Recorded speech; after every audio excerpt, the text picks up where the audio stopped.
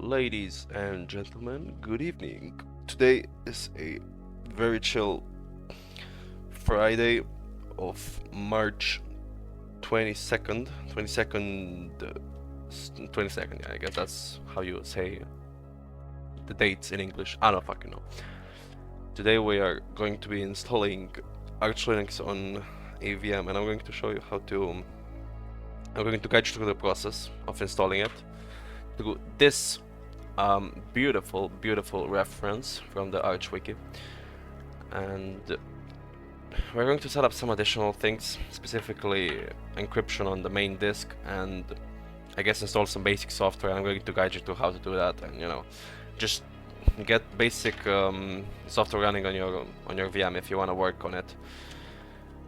If you're coming to this video expecting that this is also a guide for you to install Arch Linux on a computer, it's kinda not, because there's some differences between the two. I mean, it's kinda with a different mindset. I create this video with a different mindset, but I guess you can still watch this video because I'm going to try to make it as educational as possible. But yeah, okay. I also expect some kind of knowledge that you have some what is it called, like common like some knowledge already established on like command line or virtualization software like Virt Manager or VirtualBox or whatever the hell you're using. They're all the same after all, so I mean, not the same, but they look the same, and it's pretty straightforward using them, so yeah. Okay, let's start, shall we? These are my VMs that I currently use. Do not question the names, bro, because I don't know. I just come up with something that sounds cool, and that's it. Goofy ass VMs, I know. So I'm going to give it like what, 600, yeah, 6 gigabytes, I think. Let me see how much memory is my sucker using right now. Let's see. Okay, 50. Oh, okay, 55. No, 55. Sorry, 52. No, what the fuck am I saying? 25. Jesus Christ, the numbers in English. Okay, so 25. So 6 gigabytes should be pretty good. Yeah. Okay. Now let's make a nice, lovely disk. I'm going to call it. What should I call? What beautiful name should we give to this newborn VM? The fucking experimenting bunny, I suppose. Nah, bro. I need something better. Lab. The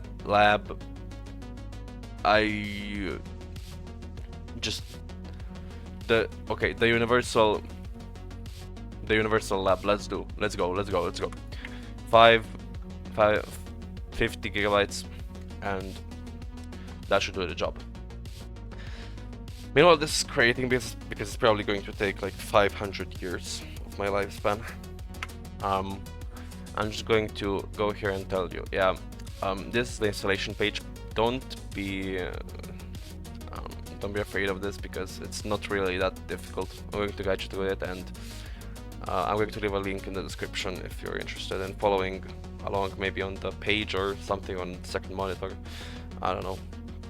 The thing with Arch Linux is I have installed it multiple times. I've installed it like I don't know how many times. 1, 2, 3, 4, 5, 6. Plus the OS, the host computer that is running Arch Linux. I gotta do the neofetch, guys. Come on. Yeah, it's about, I guess about 10 times. I don't know, maybe 8 to 10. I don't know. The thing is, I have installed it 8 to 10 times, and I still don't know how to properly install it without the installation guide. So yeah, I still pretty much rely on this whenever I have to install it. And just, yeah, it's Arch Linux, just the nature of Arch Linux, you know. Okay, we got lost there for a second. So the universal lab, customized installation, customized configuration, okay. I'm going to call it the universal lab. ID, just some random ass number, I don't know. chipset, firmware, UEFI, for the love of God. Everything else should be fine. I don't know, if you're using VirtualBox or VMware or something else, I guess you have more things to configure, but on libvirt and Virt Manager, it's pretty straightforward. You just change some things, and yeah, I want this to be SATA, and that's it.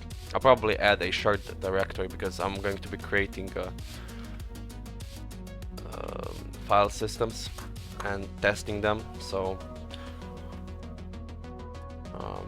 I'm going to be developing on this computer, on the host computer, and testing them on this VM, so yeah, I guess I'll do something like that. Maybe we'll do it in the video, maybe not, depends how long it will take me to install it, but yeah. Okay, resize VM, and we should boot into Arch Linux. Okay, just to make sure you because I didn't specify what you gotta do for the ISO part. I suppose you know what an ISO is and that you need an ISO to load the demo thing, so just go to Arch Linux ISO thing and download the ISO and put it into the VM, the flash, the virtual flash or USB port of the VM, whatever. Here it is, CD-ROM, yeah, here. And that's why I'm booting into a Arch ISO right now. And okay, what comes first? Yeah, we gotta load keys Slovene, because I'm originally Slovenian and I know only the Slovenian keyboard layout. But if you have anything else, if you need another one, just use this, and local CTL list keyboards. What the fuck did I type there? Key maps, my bad. CTL list key maps. What the hell? Locale. My bad. Okay, here we go. So you have Dvorak, you have for Italian, for I don't know, whatever the hell. It's everything, bro. It's everything. So okay, and then you need to find the correct one. Like for example, a code name for, I don't know, BI, I guess that's Belgium? I don't know. I'm not sure. Or I suppose that's Canadian, DE for Dutch, I suppose. Okay, French. You find one of these codes, I guess RU1 for Russian, or just RU, and then you type load keys and then the code name. Then this for setting font, I don't know what that is, I guess changing the font size in the console. If you want to verify the boot mode, if you're in UEFI boot mode, just do this. But if you set it on the VM over here, the firmware, it's probably correct. So I don't bother checking it. Now connected to the internet. This is the complicated part. Well, not complicated. If you're using a hypervisor and have a connection on your VM on your host computer already, you're pretty much good to go. So if you should be able to ping anything and it will work. But if you're installing this on a computer, and I don't know, if you have Ethernet, it should be fine as well. But if you have if you gotta connect to a wireless access point, it's probably not gonna set up automatically. You have to use something like IWCTL and connect to it that way. So yeah, figure out how to do that and then come back later. It should be here somewhere, like on a guide of ArchWiki. Okay, update the system clock. We don't give a shit about this, particularly partition the disks. We're going to be doing a little bit of partitioning now. So fdisk dev sda to select the disk that you want to partition, specifically the 50 gigabytes one that we set up for this VM. And you press P for print, and this will print all of the partitions and information about the disk. Currently we have no partitions, so it's not going to print anything, or at least it's going to print the information about the disk. But yeah, you can type M for help, and you will see that it was N, right? Yeah, it's N for add a new partition here. So we're going to press N, create a new partition, primary, partition number 1, first sector. Okay, and then the size plus, ooh, I don't know, 2 gigabytes. This is for the boot partition, so where the grab will be located at, and stuff like that. And then another one, just that will take 100% of the space, and this will be where our root directory will be located at. Okay, now we just have to change. If you go here, the change should be T, if I remember correctly. Change partition type. We are going to change the partition type of the first partition to UEFI. Is it that? It should be. Yeah, EFI. To be able to, because the boot partition requires that partition type. As you can see here, EFI system partition should be 1 gigabyte at least. The swap, okay, we don't need swap, but if you want, you can make it. Then MNT, this is going to be the root partition, and it's going to be at least 20 gigabytes. We made it 50, so you know, we're good. Now you just type W to write and exit, and that's it. Now you can do fdisk L and see that you have 2 partitions on dev SDA. You have dev SDA 1, dev SDA 2, and these are the 2 partitions that we have created. Now we just gotta format them, and yeah, that's it. So mkfs ext4 should be the normal thing that you do for the root partition, where your file system will be located and stuff like that. But we're not going to be doing that here. We are going to be now switching to another guide. If I could type google.com, for God's sake. It's going to be crypt, what was it called? Arch Linux encrypt disk partition. Yeah, this is it. This is the guide. You just gotta follow through this. We're preparing the boot partition. And wait, is it this one? Wait, let me just go backwards. Yeah. Preparing the disk, preparing the non-boot partitions.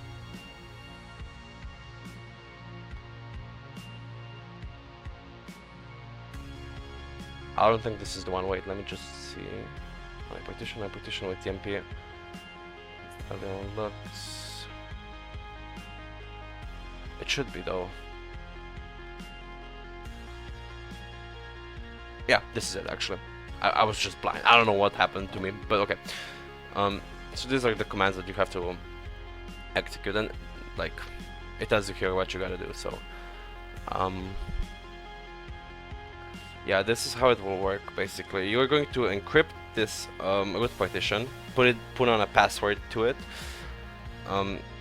then unlock it, map it to another device on the file system, and then that file will become the actual decrypted virtual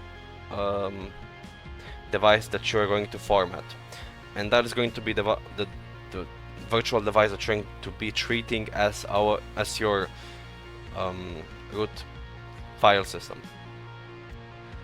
I don't know if you understood that, but let me just walk you through it, and it should be good. So crypt setup open dev SDA 3. Let me just not fuck this up because it's going to be a mess if I do. So not open, but -y-v to encrypt it, and looks format. Okay, and you type yes to overwrite the data, and here you just gotta type in a password, sir, so that should be no problem.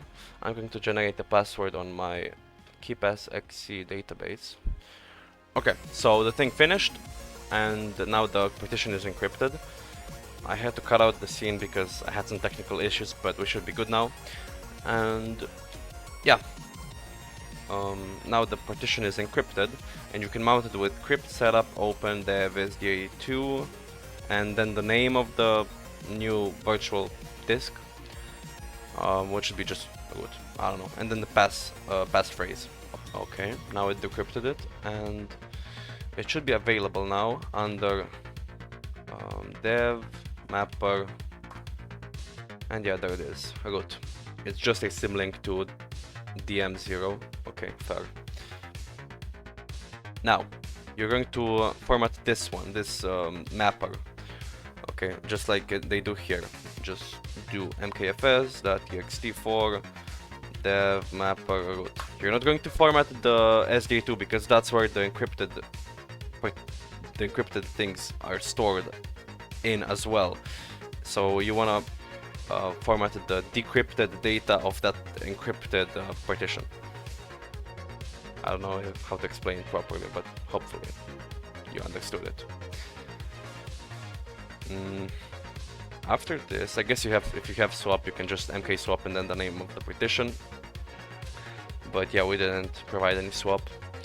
You can, yeah, now we're going to put mkfs fat32, and that should be SDA1, yeah. mkfs fat f32 dev SDA1. Okay, and now I suspect, yeah, we have to mount it. So mount dev mapper root under mnt, and we're going to create the boot directory inside of there. mnt boot, and okay, and mount the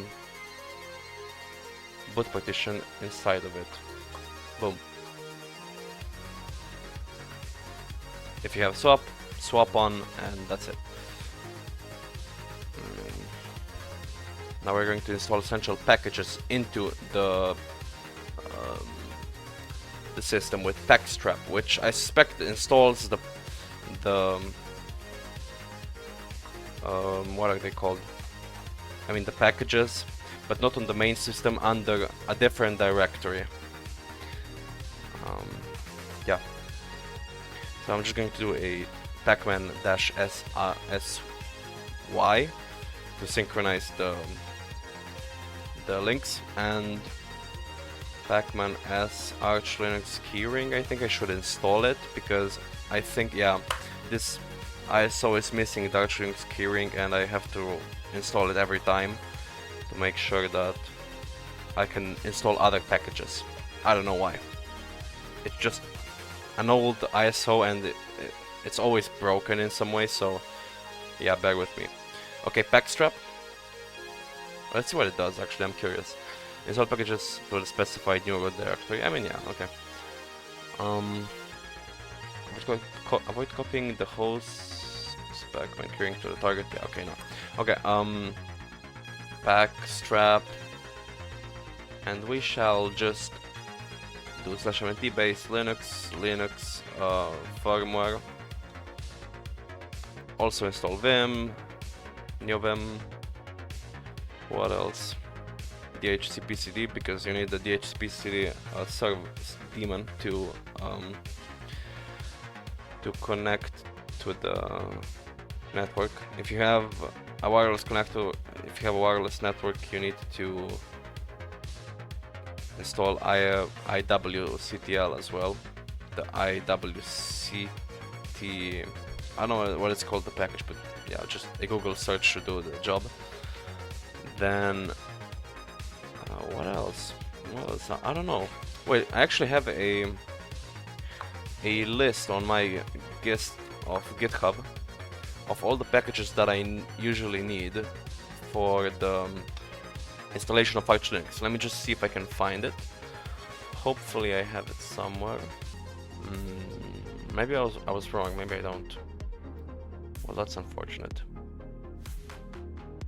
But yeah, okay, whatever. If we're going to need other things, we're just going to install them. It's no big deal. This should do the job, and I'll get back to you after this installs. Okay, 55 years later of installation things of Pacman, and yeah, it finished. So okay, now we have done the pacstrap and we have installed the important packages on the system. Yeah, I guess just a genf stab. Okay, genf stab -u into mnt, and it should be, yeah, it should go into mnt etc stab. what I'm doing now is just taking the generating I suppose an fstab file of the let me see if I can show you the fstab file of my system. I suspect, yeah, okay, it's pretty safe to show it. I'm worried that I show something private, or I don't know.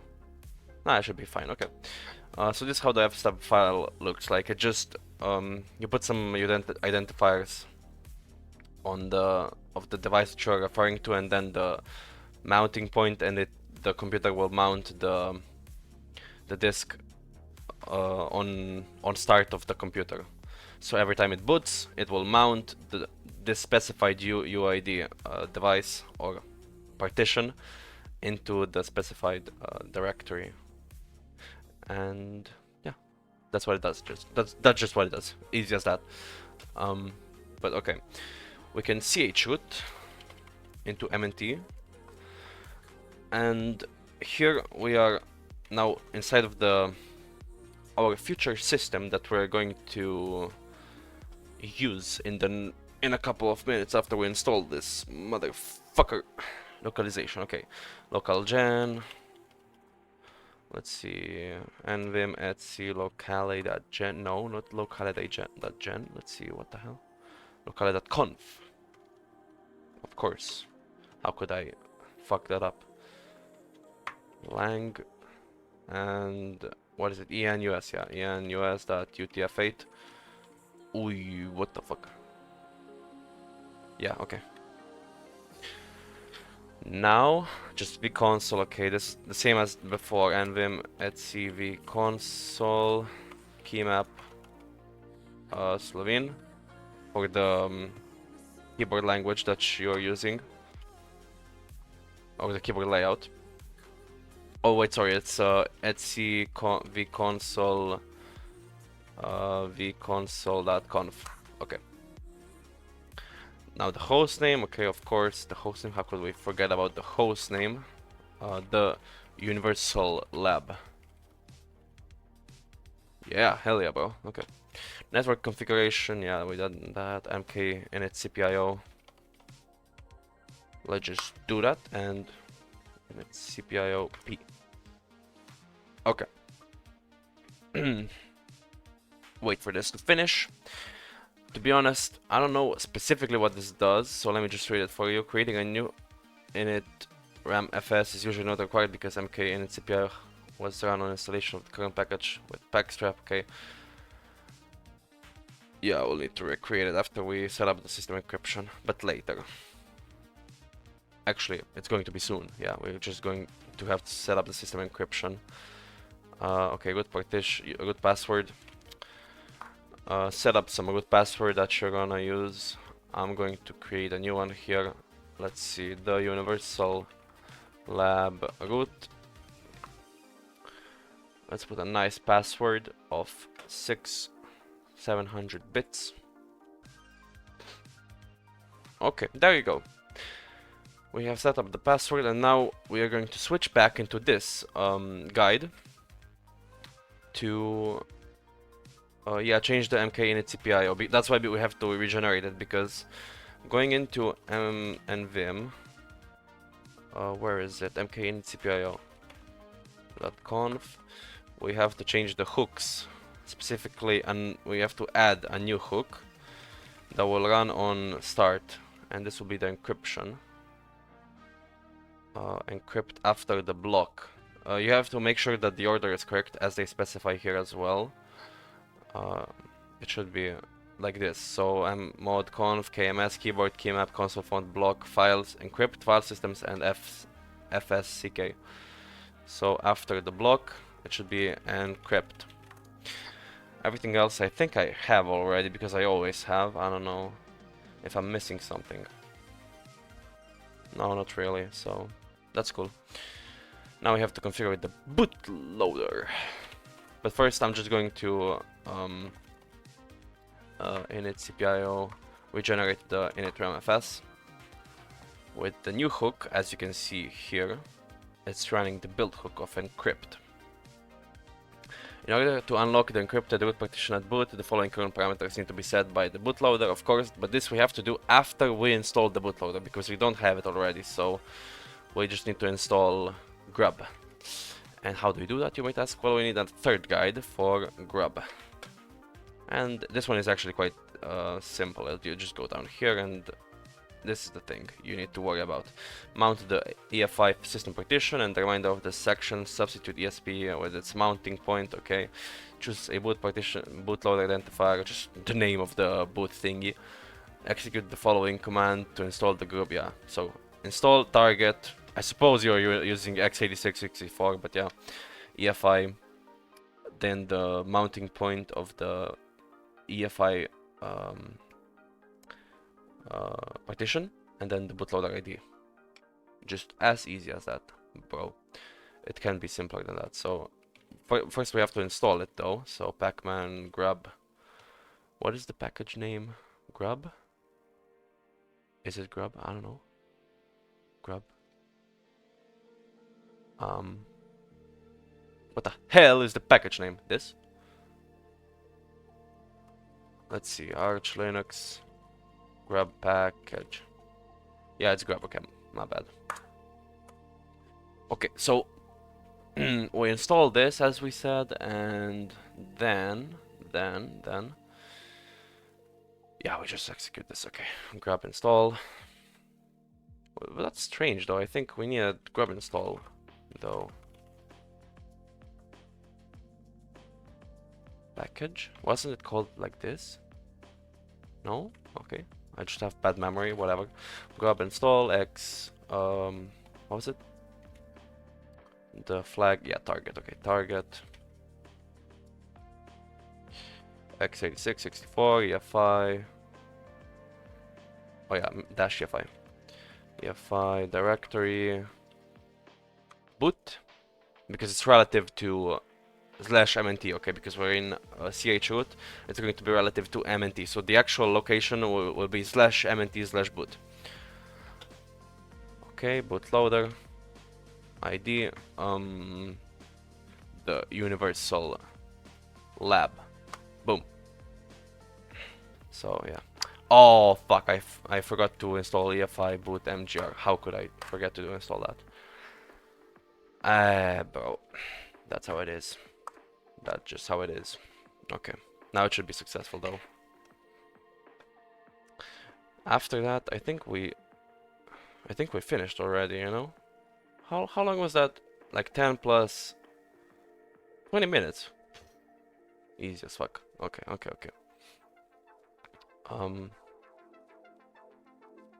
Yeah, we also have to install Tmux, because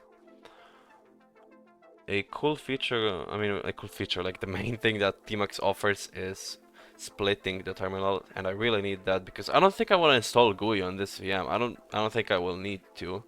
I just want to like mount file systems, and that's it. Because I don't want to fuck with X11, bro. That thing, like installing it. Whatever, let's just do it. I don't know. I will just do it for educational purposes, but I don't think I will use it either way. Okay, so grub is installed.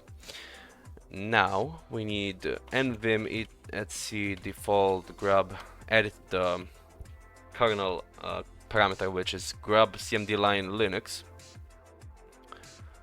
Let me just double check this so I don't fuck it up. I fucked it up entirely. I totally fucked it up, bro. You don't even understand. I had to go through 10 reboots just to figure out what was wrong with what I was about to do before you saw the cut that I have just done. So this is insanity. This is insanity. I'm so fucking stupid. Okay, let me show you what my mistake is, and let's not repeat that never again in the history of humanity. So I just rebooted into the ISO because I came from the original disk. I tried to boot into it, and yeah, let me just crypt setup, open dev sda2 root. Okay, and I mount both of them. SDA1 mnt boot. and arch root mnt. The thing here, right? I tried to go into tmux, and down here I have blkid, and I tried to go into default grab, and I changed. First of all, the first mistake that I have done is I wanted to input it inside of here, the script, the setup, whatever the hell you want, okay? To tell grab which device to ask the password for when booting, you know, because grab, once it boots, it will ask you for a password to decrypt the UUID in question, the UUID partition, and if the password is matched and if it's able to decrypt it, it will mount it as under dev mapper root, and then mount that under the root of the file system. The thing is, I've put it here. You do not want to put it there, bro. It's wrong. It's just, do not do it. That's sinning. Okay, put it here. Grab command line Linux. Okay, and then the second mistake is this is setup. I don't know why I put setup here. It's actually just. I don't know what it is. Wait, let me just double check. Wait, no. It's device. I am so stupid. It's script device, okay? Then equals UUID equals, and then the UUID of your, you know, mess, whatever the hell you have. Like the partition in question that you want to decrypt, not the mapper. No. You don't want to do the mapper because then you're not going to be able to boot. It will not even exist once you boot. You want the UUID of your of the root that is encrypted, and once it decrypts it, it will create this mapper and then map it onto the root of the file system.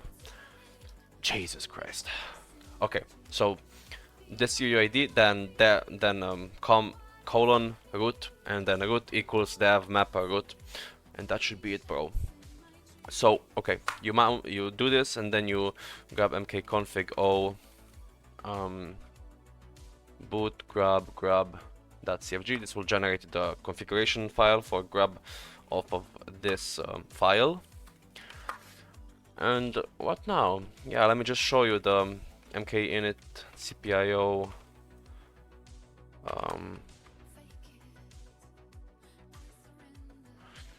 file. I don't know if we have done this before the cut or not, but yeah, let me just show you once again. So yeah, here you need to go and enter the encrypt entry after the block entry. So this will run the encrypt script to be able to decrypt file systems on start. And you gotta make sure it's after the block, okay? If it's not, it might not run properly. So okay, fair enough. Now we just mkinit cpio -p to regenerate the init_rmfs once again for, you know, good measure. And ladies and gentlemen, hopefully I have wasted way too much time than I needed to have on this VM. It's already midnight, bro. Like, what the fuck? Okay, and hopefully, if all goes well, we should be able to restart now. Wait, let me just... Yeah, we should be able to mount it. I mean, everything should go normally. Okay. Please. Yeah, I'm raging inside. Okay, hopefully it should be able to mount it. Yes! Victory. Now we just watch out for this one, eh? We gotta put the password for the file system. So let me just do it. It's typing it. The key password is typing it. Okay. Crazy output.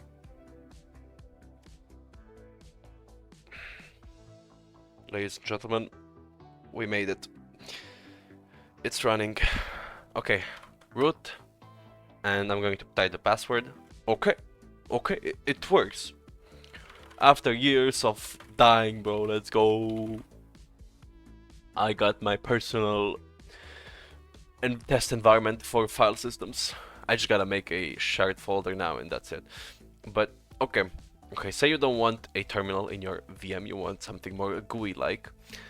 Then that's completely fine. You can just go here and type XFCE Arch Linux and install it through Pacman and you should be good to go. Let me just see if I have... Do I have network connection? No, I do not have, and that is because the DHCP-CD is not started, I think. Yeah, we gotta start it. This sucker. Boom! And also enable it to make sure that it starts always whenever the system starts. So let's see, okay, ping. Boom! We have a network connection. Now pacman-sy and let's see, can I install not XFCE, I'm not going to install anything, but if you want to install GUI stuff, you can install XFCE, i3, KD, I don't know, whatever the hell you want. But I'm not going to because I just want to keep it simple. What should we install though? A good tool to install, a good handy little tool, I don't know.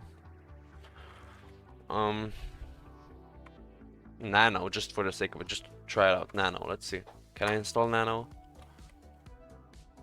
Okay, cool.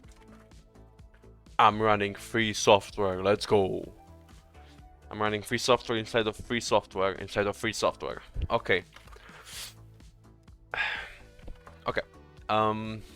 Yeah, that's it for this installation guide. Whatever kind of installation guide this is, I don't know. It's more of a chill video. Chill. I don't know. The last part was kind of me dying, but yeah, okay. I don't have anything much to show anymore, so okay. I'll catch you later, guys. Bye bye. Have a nice Friday.